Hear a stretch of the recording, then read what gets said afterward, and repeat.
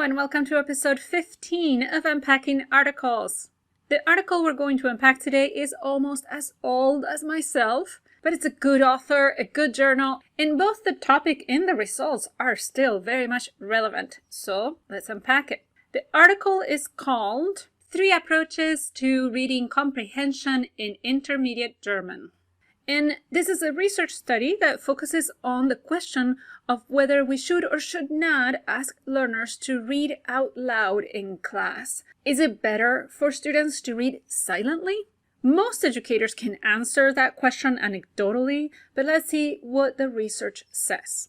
The article starts off with a list of reasons why reading out loud or oral reading should be discouraged. From a cognitive perspective, reading out loud creates cognitive overload. Our attentional resources are being spread too thin.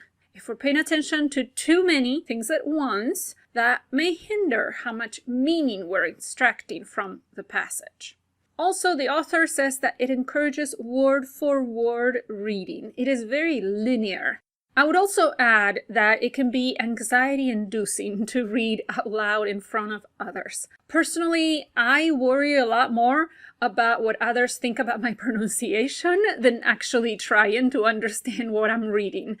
And indeed, the author distinguishes between reading out loud as a pronunciation exercise versus as part of reading comprehension.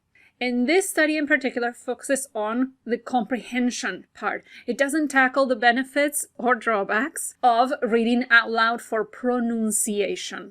Most research on the area of how much reading out loud affects comprehension has been related to L1 literacy, so reading in your first language. But it's not the same to read out loud in your native language or first language as it is to read in an additional language, especially one that you learn later in life. And even though the study is from 1983 and you figure, well, there's probably been lots of research on this after 1983, I actually had a very hard time finding studies on the impact of oral versus silent reading when it comes to second language learners. I know that reading out loud is still something that happens in a lot of classrooms, so we need more research to better understand potential benefits and drawbacks of it. And the author acknowledges that there is some anecdotal evidence and some perception studies about how learners feel when it comes to reading out loud in class. But the question is, do we have empirical evidence that reading out loud affects comprehension? And that's what this study is trying to find out. The participants were 14 college-level students in 4th semester German.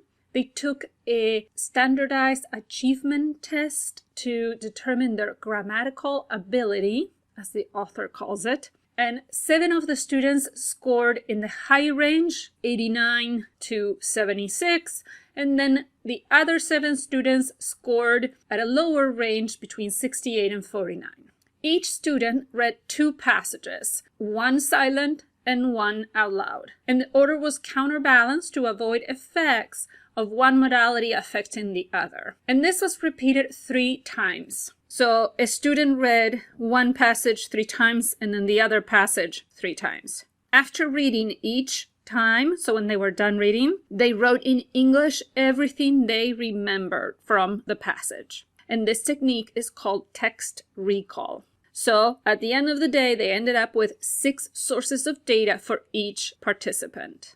Comprehension was assessed through comprehension scores. They would get 1 point for each meaningful constituent, meaningful phrase that was mentioned in the text recall. And in text A, there were 55 meaningful phrases, and in text B, there were 52. So those were the total scores for each text. The results are fairly straightforward and perhaps unsurprising. Students scored higher when reading silently.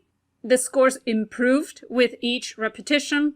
And higher level students, and this level was determined by that grammar test, they did better than students who had scored lower on that grammar test.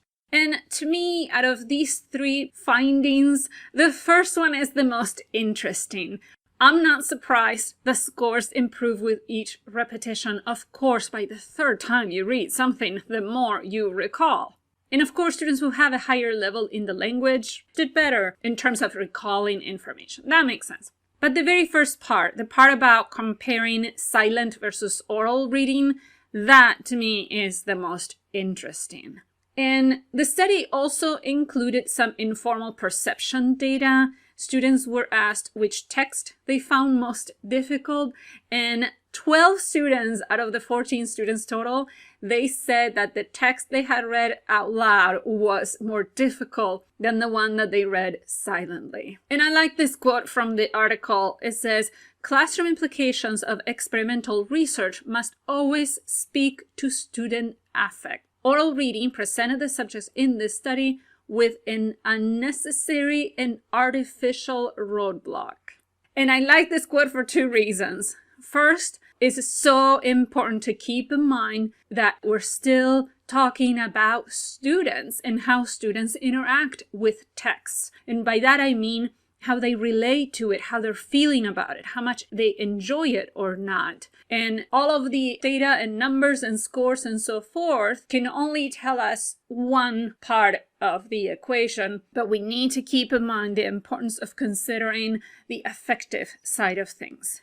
And then I also like it because of that way of describing oral reading, an unnecessary and artificial roadblock. So the bottom line is that if we're focusing on comprehension, then rereading silently is definitely the way to go.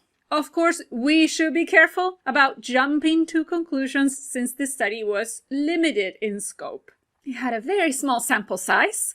I don't think we can even do the comparison between the higher level and lower level students since there were only 7 in each group. So yeah, the sample size is definitely an issue. Also, the study only used 2 short passages that were expository or informational. So what happens with different text types, different genres? What happens with longer versus shorter passages? Of course, it's limited in that it only used 1 language. We don't know what the results would show for different languages, especially languages that may have different degrees of orthographic correspondence. So what the language sounds like versus what it looks like written down. And it only looked at 1 level. Even though they did that distinction between higher and lower level students, the groups were just too small to really do any statistical comparisons between higher level and lower level students. I would also love to know what happens with heritage speakers of a language. Despite these limitations, the takeaway message for me is quite clear. Just because students are not talking, that doesn't mean they're not learning. As teachers, we are not always entirely comfortable with silence. I know I'm not, and I struggle with that. We tend to associate students talking with active learning, but there's a lot of learning happening in silence. And in a way, this goes back to the issue of input versus output. Many instructional materials focus on output more than input. Why? I think it's because output is seen as something active, whereas input is perceived as something more passive. And also this goes back to the common association between communication and production. Communication is typically associated with sending a message much more often than understanding a message. But we have to remember that comprehension is also communication, even in total silence.